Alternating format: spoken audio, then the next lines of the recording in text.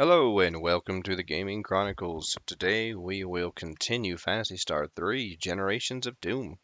So let's fire it up. Alrighty, in our previous episode I think we got through Skyhaven's dungeon. So today we're going to go to New Moda and we're going to listen to the historians tell their story, the tale of Eliza 3.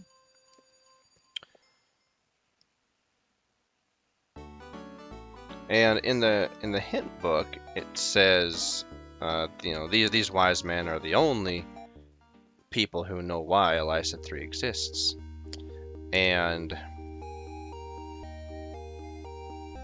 I wonder why that knowledge has been maybe not hidden, but why it hasn't been, diffused among the the rest of Eliza 3. Maybe they're kind of isolated on a frozen island, so never mind.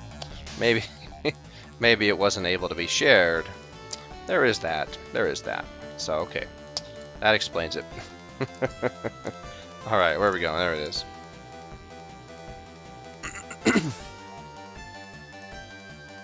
All right, we have the aqua parts, right? Yes, we do. Go ahead and give them to Wren. So now we've got the aqua parts, we've got the sub parts. Where's the arrow parts? Is it Leia? No, it's you. It's Kara. Alright, let's go buy her a planar slicer so she can do some respectable, so she can do double damage now. Or 2 attacks, I should say. But first, let's talk to these gentlemen about the story of Eliza 3. For 1,000 years, we have kept the past alive. Alright. So,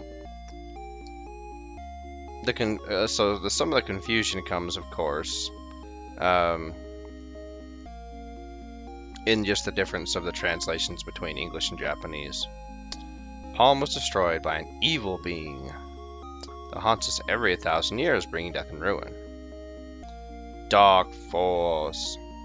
So the Japanese text, one of these guys says it was 2,000 years ago that they left Palm, whereas in English it doesn't specify that.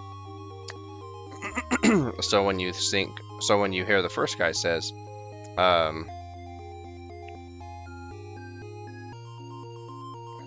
oh, wait a minute. So I think that the people of Palm are thinkers and creators. So this guy also adds to the confusion. They knew of the plans made by the evil being. When the evil wild dark force stirred 1,000 years ago, preparations were made to escape from Palm. Aha! So here's where there's further confusion. So the historians of New Moda completely make it seem like that the Eliza 3 and all the other ships took off the same time during the events of Phantasy Star 2, whereas the Japanese game, and I think the text is also, is the text in the compendium? I can't remember, but in the Japanese version, it specifies that it was 2,000 years ago, not 1,000 years ago. So the English translation didn't come off right, they didn't fix it, whatever. And then, of course, there's the matter of, well, was it 400 or was it 40? Because in Phantasy Star 4, Rika, when she, the Armada escaped, when she breaks into the computer system of the crashed ship, she says that it was some tens of ships. And then, of course, they thought they'd escaped the clutches of the undying master of evil. Dark Force managed to slip aboard a ship. Destroyed all but one of our sister ships. Before Arakio and Leia trapped it on Eliza 3. Now there are only 2 ships left on our fleet. Our ship, the Eliza 3, and the Neopalm. And of course, the Neopalm was the one that was destroyed in the firefight in Niall's generations. So anyway, the historians of New Moda, they really confuse things in the English version. Because if you do the math, you think, oh, okay, so they took place at the time of Phantasy Star 2, and then we defeat Dark Force here. Dark Force disappears and returns to Algol or whatever, and and then Phantasy Star 4 takes place at the same time Phantasy Star 3 would take place, and then the argument about the profound darkness. Once the profound darkness is defeated, Dark Force can't manifest itself. That argument becomes more solidified. But anyway, let's see, Kara. Yeah, the difference between the English, and the Japanese versions make an enormous difference as far as understanding the timelines.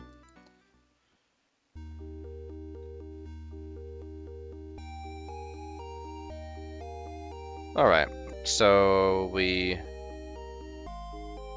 listen to the history, and now let's head to Sage Isle.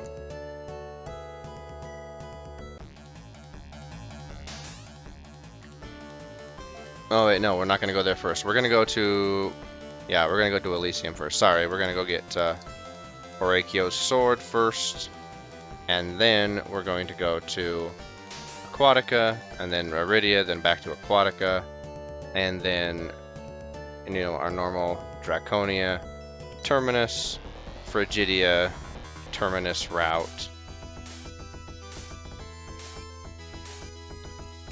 And that'll take us about, what, 2 or 3 episodes?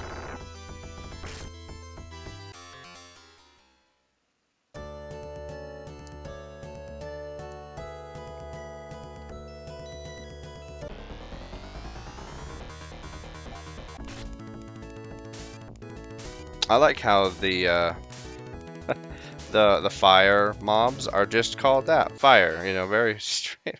It's like the most straightforward enemy. Perhaps the most straightforward enemy in the game is just a ball of fire, which is named fire, It's nothing, I mean, it is kind of weird that you're fighting a ball of fire, but compared to many of the other monster type mobs, pretty normal. Let's see, we need to go to, there's an airstrip, right? Yeah, by Arone. We'll just take that. Yeah. That'll be fine. Just ambush, really? Really?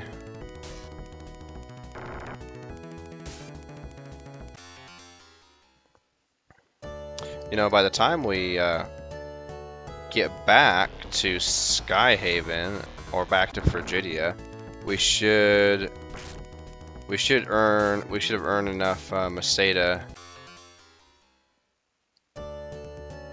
on Sage Isle. Well, maybe, we'll see. I'm hoping that we'll have earned enough Meseta to get our last piece of armor. Well, 2 last pieces of armor, right? Wait, did I get the planar armor for Chris? I don't even remember. I do have the planar armor, so I just need the royal robe for Kara, and then the planar claw for Mew, and then we need the royal boots for Chris. So let's not forget to make that pit stop in Rysel. Oh, and then the royal bandana for Kara. And since that makes such a little difference, we might just skip it. Where are we going? We need to go up here, right? Yeah, we need that temple right there.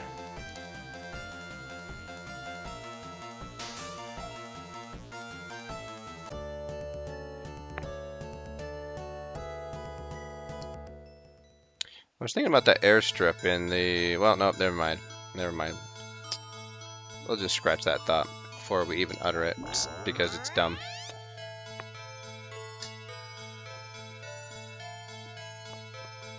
Alrighty, so now we have returned to Landon. Let's see, we will skip the airstrip and we go straight up to the boat dock. What do we got? Lizards and gizzards, right? Lizards and lizards, I don't know.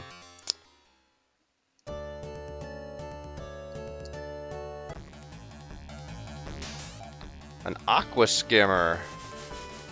And all 4 people are like riding on the back of that thing. I mean, it's basically a jet ski, right? It's like, alright, everybody, get cozy. And then into a submersible. Man, that's got to be a lot of moving parts in order for Wren to be able to turn into a submersible and fit everybody inside. I mean, it's 4 people, granted, but it's still 4 people. I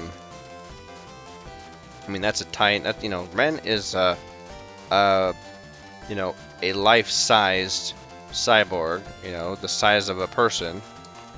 All right, we pull the Reikio's sword from its stone sheath and open the jar of worms that says clearly "Do not open." At last I am free from my vile bonds. Tremble, fools, for I have roamed the worlds again. I have learned Megiddo, destruction incarnate. You know, why?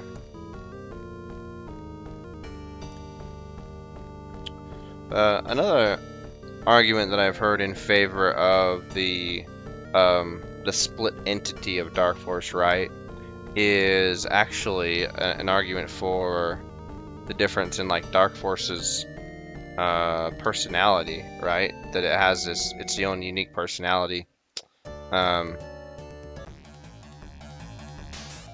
And sense of independence.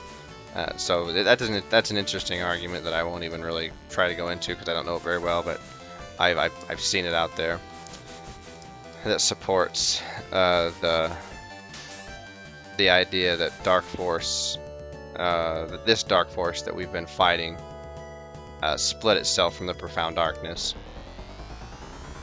But anyway, that's not here nor there. It's not going to be. We're not going to discuss that.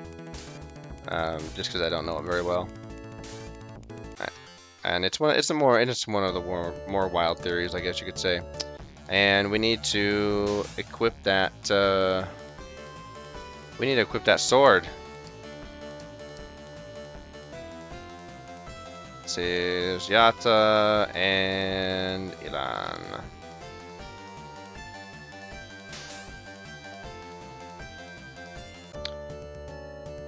Let's see. Yeah, there's a. Wait, I just want to see something. There's another airstrip, but is it closer to the temple? Like, cause this one you have to go up and around, and walk over here. But isn't there one up here? I thought there was one up here.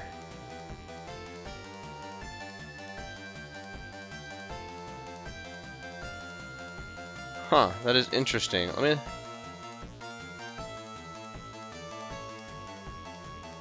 So maybe not. Oh, it's way up here? Why would I land way up here? Then come all the way down here, and then over here. And then over here. Yeah, there's no way that's closer than this one right here. Okay. Huh. So unlike the hand illustrated map, that airstrip is drawn nowhere close to the mountains. Interesting. And highly inaccurate.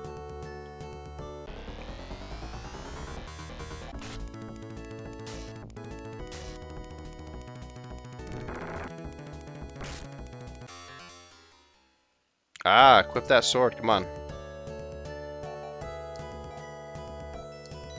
There we go. Damage 323. Yeah, I think that Chris is the strongest, has the strongest physical strength of all 4 of the 3rd generation characters, which of course makes sense because he's got the most Arakian blood.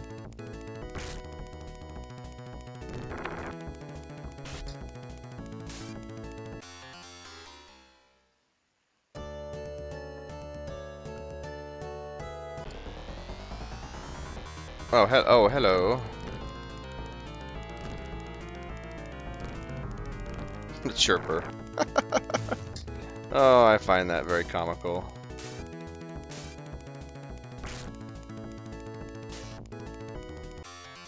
Alright, there we go.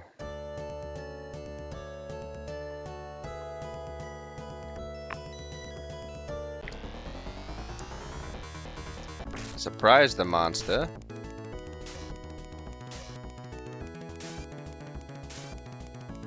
Alright. Alright, one more. Just one. Had to be one more fight. Of course, kill sats. These lovely little things. These little cyborgs.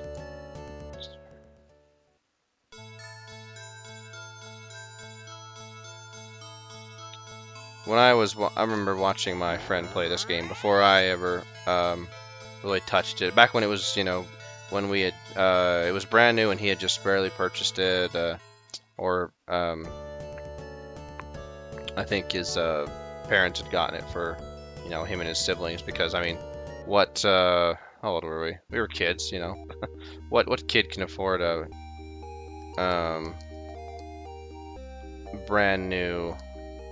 I know we have antidote. Yeah, I was gonna say I know we have antidote. Yeah.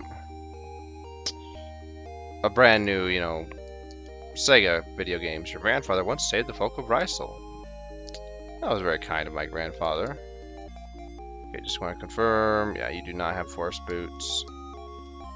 And I don't think we need to buy a new pair because we already got. Yeah, okay, we're good. I mean, you know, we mowed lawns. We earn you know, money from doing chores, stuff like that. But you know, back then the brand new games were usually, where am I going? Armor shop, 60, you know, $50 to $60, and especially, you know, this one would have been 60 because I had the hemp book with it, so it was definitely, you paid the premium for the game. Yeah, let's just sell the forest boots. Nope. But anyway, but back when it was new, back when we had gotten it, that was a random tangent. Dumb. Back when the game was new and he played it for the first time and I was just watching, and wanting to, you know, watch him learn how to play it so I didn't make a fool of myself. And I didn't quite pick up on how the lay-in temples work, and how he knew, like, oh no, not that one.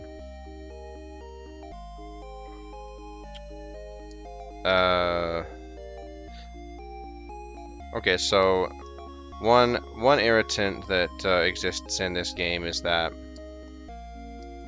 the combination of saving at the inn and having to pay the fee of the inn, right? So you can pay the fee of the inn, and if you mess up, like, you know, I kind of menu failed there, then you have to pay the fee again to, let's see, we need to, we're not going on the boat, we're not wasting time. You have to pay the fee again to save your game in the right slot, which is, you know, it doesn't matter after the first generation, but it's just, you know, one of those smaller attempts that wastes time. Okay, come on.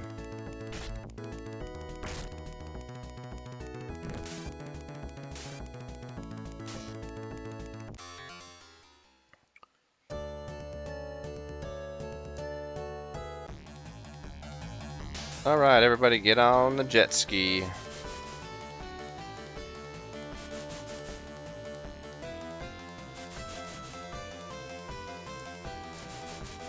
There's old Syl and Shasoran. interesting random island out in the middle of nowhere. Alright, here we are at Stage Isle.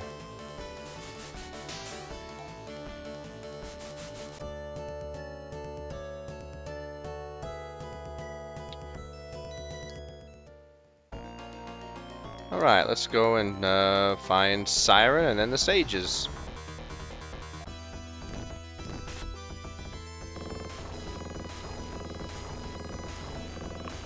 And these guys are still pretty tough.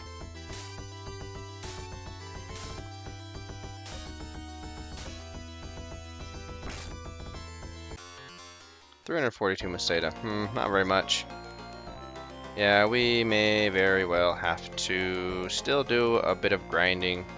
But as I illustrated in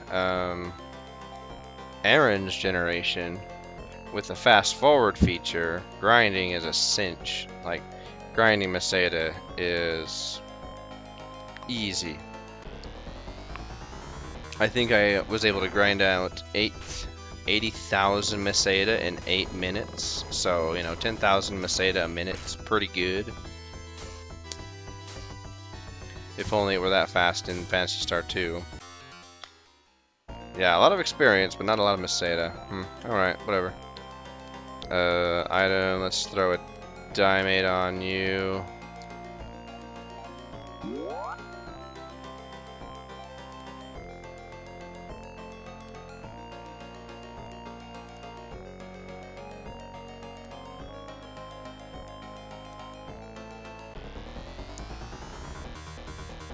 We surprised the monsters. Which is good. Free experience, basically. Okay, 2131. So the dragons, or dragon type enemies, they seem to give good experience.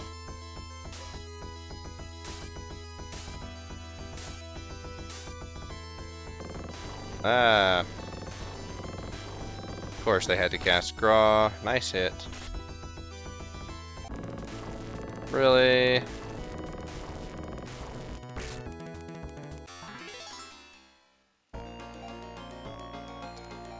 Let's just go ahead and throw a Girez on everybody.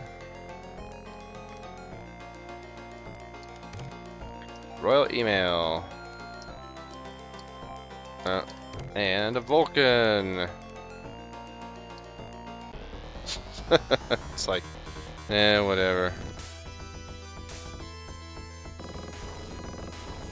These wraiths, right? They're really loving this spamming that Graw.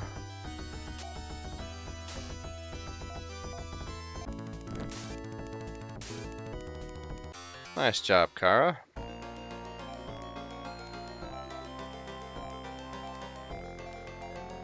Let's just equip it just to see.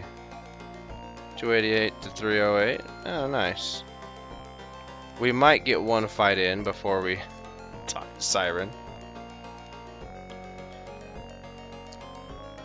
Nope. I fought Leia many long centuries ago. I nursed my hatred and attacked Leian people. Well, that was my people. Oh, I'm glad. Poor Siren.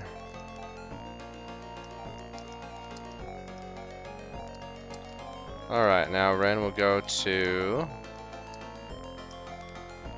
335. Oh, he's got the highest attack. Huh. Nice. Azure Fire.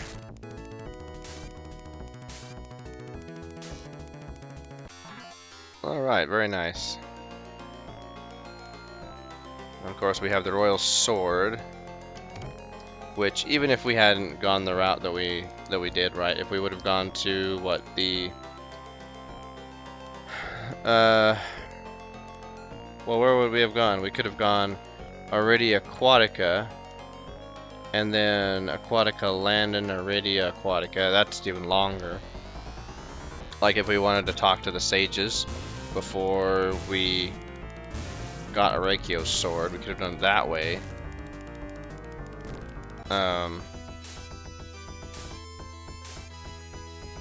just so we could use the royal sword for a minute. But that's, you know, meh.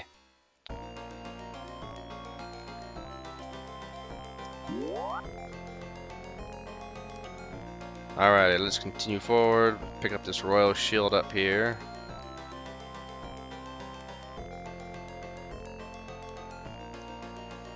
Or we already picked up the royal shield, right? No, it's over on the west side of the cave, my bad. Yeah, okay. Let's just walkity-walk all the way to the west end of the cave, northwest end.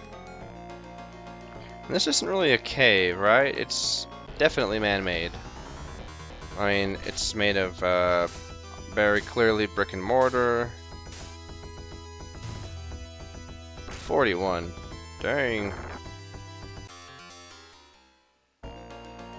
Although I do enjoy the Meseta that they're giving me. So bring those dragons on.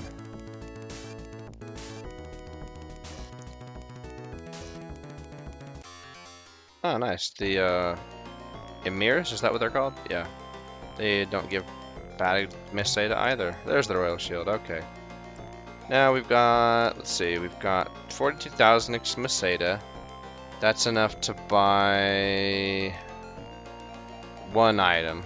Planar claw, royal, not quite the royal robe, but we'll have enough for at least one item now.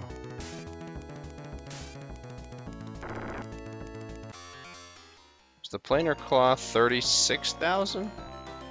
I don't have my item list near me, and I don't remember it off the top of my head. But I think it's in the 30,000s. Ouch.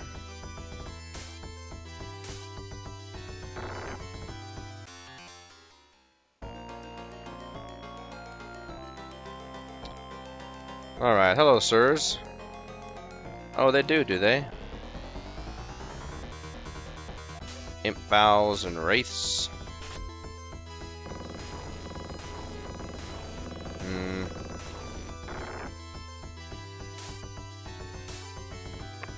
They seem to have high speed because they often go before my party. The lost word cannot be revealed until all 5 legendary weapons are gathered together. Why? To prove that we're all legendary fighters? Okay, fine. I mean, you can skip this whole back and forth. However, like I don't know. I do this because of tradition, as they say in Fiddler on the Roof. And I don't mind, you know, the, let's see, I don't mind the back and forth traveling too much. Just because we do collect Meseta that is needed, and I like it better than walking back and forth in Skyhaven's dungeon.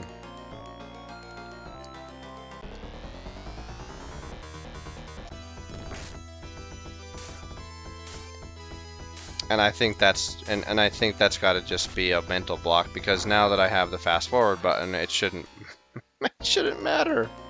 All right, what is he, level 13, 12? Okay, yeah.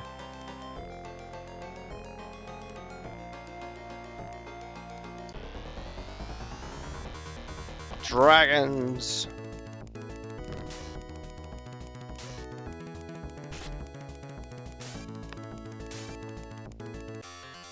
All right, very nice.